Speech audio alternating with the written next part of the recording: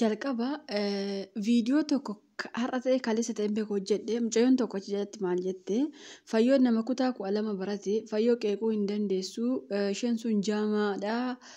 Mana akkas jettee na fakkaata. Oke guyyaa bira deebisii kenna. Dhugaa dubbachuuf ani haasoof qoosaatiin viidiyoo hojjedhe yeroo baay'ee likkiitti namatti himeellee likkii nama gashuullee ni beeka jechuun.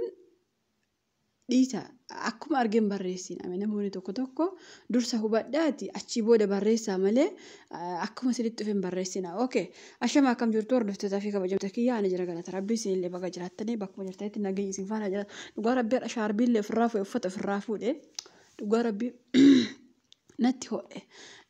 Intaloon kun jechuudha sabboontuun viidiyoo itti kanatti argite akkuma argitan viidiyoon gadhiifne isheenii viidiyoo takka karaa waasaappiin argite. An dhugaa dubbachuu fi addunyaa kanarratti gaafa namni si abaare hin milkooftu ati gaafa namni si abaare gaafa namni siin jedhe hin milkooftu gaafa namni si eebbisee gaafa namni waa tokko eebbuma xiqqoo yoo taatu si eebbise hin milkoofta. Dhugaa rabbii isiniin jedha. Intalli kun yeroo baay'eef nama waan gaarii hojjechaa ture miidiyaa kanarratti illee hamma tokko warri yuutuubii hojjetan ishee beekuu dandeessu warri kaan hin beektanii dhugaa dubbachuuf namoonni keessaafuu itti siqatan sabboontuun nama baay'ee gara laafetti turte. Ilmi namaa kun immoo inda'uun azaaba gaafa galtullee jedhani daqiiqaa 5 azaaba galta yookaas immoo daqiiqaa 5 jannata galteen sabboontuullee akkasuma taate viidiyoo tokko kanatti argite miidiyaa irra gadhiisaa jetteen miidiyaa kanarraa immoo dhabama ishee godhu malee miidiyaa irra gadhiisaa jetteenaan dhiisiin gadhiisiinii jedhee ammaaf dhiisa jirte na fakkaate garuu boroo gadhiifte iftee ani hin beeku an dursa isinitti himachuu fi an dhugaa dubbachuu fi fayyoon akkuma beektan haadha ijoollee lamaati nama halkanii guyyaa yuutuubiin kun kaffalee fi dhiisellee halkanii guyyaa irraa xaartee ijoollee ishee guddifachuu jirtudha. Nama waan namaatti darbu yookaas immoo nama tokko miti fayyooni isuma dhugaa isinitti himuu fi bara garuu namoonni tokko koomentiin taane warri barreessan of kabaja sodaa fayyoo osoo hin taane isuma dhugaa dubbachuuf jechuudha. Warri fayyoo waaqattan deemaa yaa fayyoo nagaan nu hojjetan deemtanii fayyootti sagaduu dandeessu. Sinii galee warri sabboontuu fayyootti sagadan deemaa itti sagada asna jalatti ittiin sagadina garuu likkii namatti himan dhugaa rabbi isinitti hima kolfee taphachuus beeka likkiis namatti himu beeka intalli fardisuun jechuudha sabboontuun harreen suni nama ijoollee ofii akkaan guddifachuu jiru nama siqaayii arge keessaafuu magaala Finfinnee keessatti rakkatee guddifachuu jiru. Viidiyoo akkanaan gadi gadhiisa yeroo jettu mee uummanni gaafa viidiyoo kana arge akkamaa ta'u fayyoon gaafa viidiyoo kana agarte akkamaa taatu. Akkama taatu fayyoon viidiyoo kana gaafa agarte dhugumaan ijoollee fee guddifatti amma shanarraa fakkeenyaaf qoricha wayiin dhugaa itti viidiyoo hojjette dhugumatti har'aaf hin dhugne ta'uu mala garuu gaafa viidiyoo kana argitu hin dhugdi sinii galee maal akka ta'uuf tokkoffaa maqaa ijoollee wallaggaa nyaatte sabboontuun kun hinda'umatti yuutuubii kee sabboontuu wallaggaa jedhaa san irraa jijjiiradhu maqaa yuutuubii kee irraa jijjiiradhu maquma keellee jijjiiradhu maqaa kee sabboontuu kana gara biraatti jijjiiradhu maqaa balleessite jechuudhaati biyya maaliifi nuti waan akkasiillee garra hin beeknu nama akka abbaa mana namarraa fudhatullee biyya arabaatti galee keessaafuu shamarra biyya arabaatti galte akkatti hiriyaa ishirraa fudhattu inumaa seenaa ijoollee tokko yuutuubii kee tokko irratti himaa oolanii beektu darbee argamalee adi nama akkasitti ani qaamaan beekuun agarree jechuudha. Likkii itti hima dhugaa rabbi isinitti hima keessaafuu viidiyoo 5 natti ergite viidiyoo daqiiqaa 2 natti ergite viidiyoo kabiraa irratti hin jira hin gadhiisaa naan jetteen dhugumatti uummanni gaafa viidiyoo kana argee intala kana akkamitti abaarsi namaa immoo eessaan ishee gaha ishee inumaa milkooftiyyuu jedhaani bara hamma kana haadha ijoollee lamaa maraachitee sammuu hiitee hin milkoofti namicha kana waliin dhugaa rabbi isiniin jira yeroo baay'een kolfee haasaa dhugaa rabbi garuu har'a isheen viidiyoo sanatti ergite hagam tuffii jechuun tuffii fayyuu hagam tuffii fayyuu qabdi. Kun immoo nama tuffachuudha bara. Indee tuffii keessa dabartee viidiyoo kana gadhiisa. Indee viidiyoo ergarsarraa fudhattee ersuma ishee wajjin jiraachuu malee miidiyaa irratti viidiyoon kun gaafa gadi bahee an dhuguma rabbi isinitti hima. Viidiyoo 5 ammanatti ergite kan namoonni keessaan na beektanii dhugaa dubbachuuf keessaan illee an kolfee taphachuu malee hin beeku miidiyaa kanarratti illee kolfee taphachuu malee hin beeku. Dhugaa rabbi isinitti hima. Fayyoof sabboontuullee akkan arrabsine wal bira qabee akkan viidiyoo irraa hojjechaa turte ni beektu. Sababiin isaa lamaan isaaniiyyuu ijuma tokko waa ilaaluuf. Garuu viidiyoo 5 ammanatti ergite haamilee kiyya anaaniyyuu dubartummaa koo of na jibbisiisee dubartummaa koo of jibbee aniyyuu dubartiin tokko akkamitti abbaa manaa akkasitti namarraa fudhattee kaatee inda'u viidiyoo akkasii immoo nan gadhiisa. Indee Viidiyoo kee miidhagdee bareeddee abbaan manaa kee waan fedhe sii godhee waan fedhe sii kenne viidiyoo akkasii yoo gadhiifte fayyoo maraachuudha jechuudha. Yookaan fayyootiin yuutuubii sanarraa fayyoon bilookii ofirraa gochuun intala kana. An dhuguma rabbi isinitti hima. Yookaan intala kana bilookii ofirraa gochuu maaliif ani koo akka dubartii tokkotti dubbadha malee sabboontu hiriyaa kiyya taatee wal beeknee waan naa gootu hin qabdu. Dhugaa rabbi isinitti hima. Har'a isheen biyya jirti.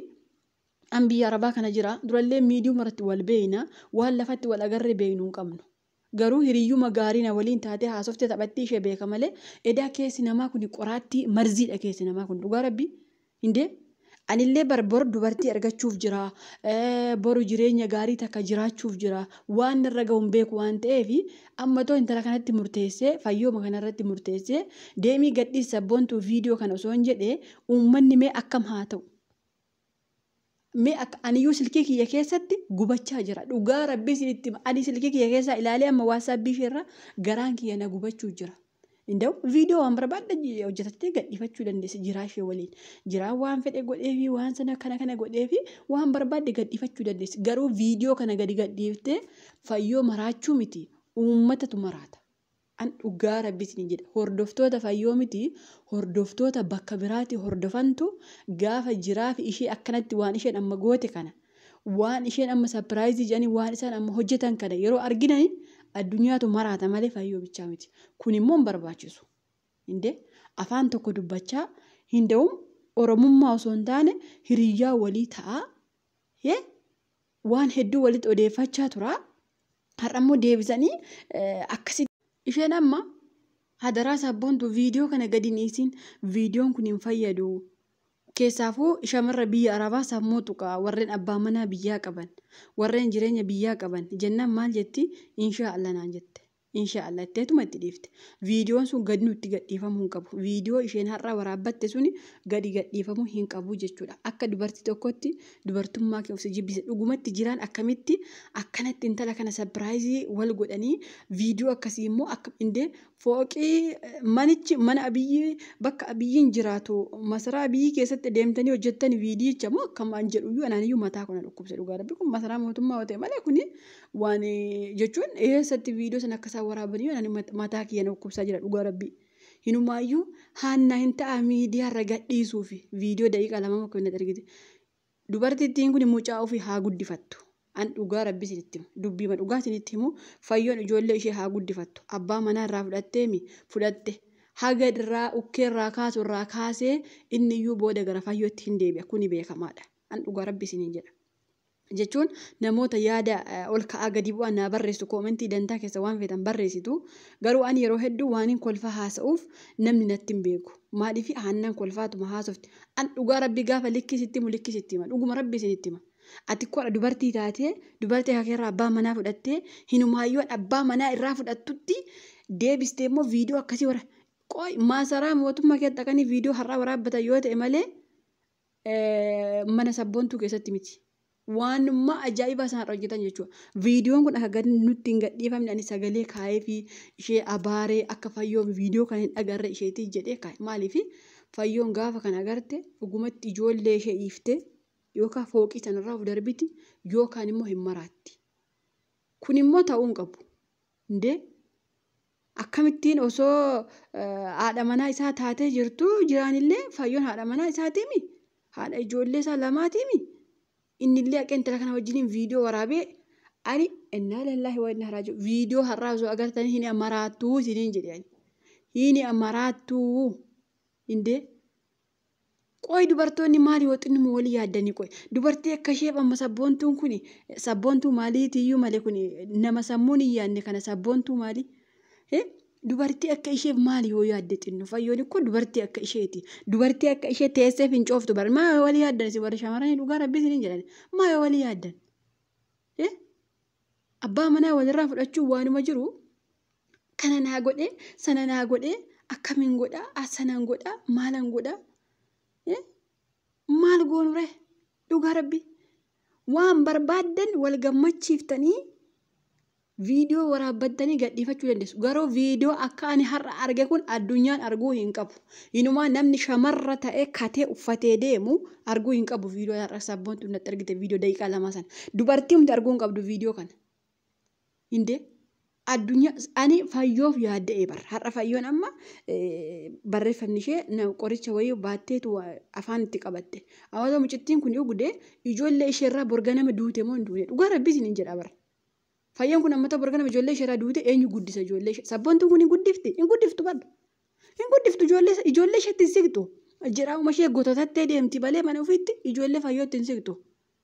Kanaafuu ergirraa fudhattee ergitti heerumtee garuu viidiyoo fayyoo aarsu viidiyoo fayyoo maraachuu waraabuu hin qabdu.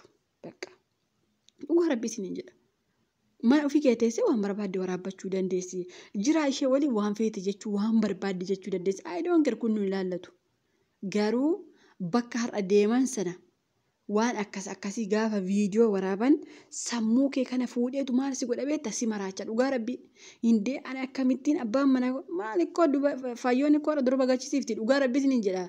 Waa'ee isin yeroo inni kolfa haasa'uuf namoonni baay'een haanna ati gara sabboontuu moo gara fayyoo moo maali qabeexxaroo fayyoon kutaa 12 baratte maal jettanii albaatan miti dhugaa rabbii isin jedha. Garuu yoo uguma haasa'uuf na ta'e fayyoon ikkoo nama durba gachisiisu.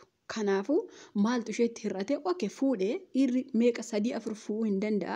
Ergi fuudhee immoo waan fayyoo maraachuu waraabuu maaltu fide. Kanaafuu viidiyoo isheen har'a waraabde kana hin gadhiisiin hin jeera yoo isheen na diddee halkan kana gadhiifte. Yoo sabboontuun na diddee halkan kana gadhiifte ani rabbiin kun na arga sabboontuullee battalumaan bilookkii ishee godha garuu. Adiif sabboontuunis karaa walitti dhufnu qabna. An dhugaa rabbii isiniin jedha. Mee viidiyoo manatti argite kana sabboontuun nama haa gadhiiftume. Aniif isheenis karaa walitti dhufnu qabna. Dhugaa rabbii isiniin jedha.